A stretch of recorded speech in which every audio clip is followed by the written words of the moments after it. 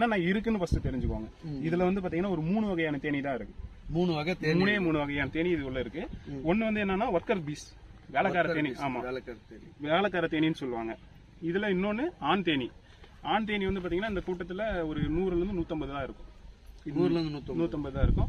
வேலைக்கார தேனிங்க வந்து பாத்தீங்கன்னா சீசன் தகுந்த மாதிரி ரொம்ப இன்க்ரீஸ் ஆயிட்டே போவாங்க. இப்ப இதுல 20,000 30,000 பூச்சி இருக்கு. இதுலயே ஒண்ணு இந்த பாக்ஸ்க்குள்ள 20,000 30,000 பூச்சி. 3 வெரைட்டிஸ் இருக்கு. அதெல்லாம் ஒண்ணும் பிரச்சனை இல்லைங்களா?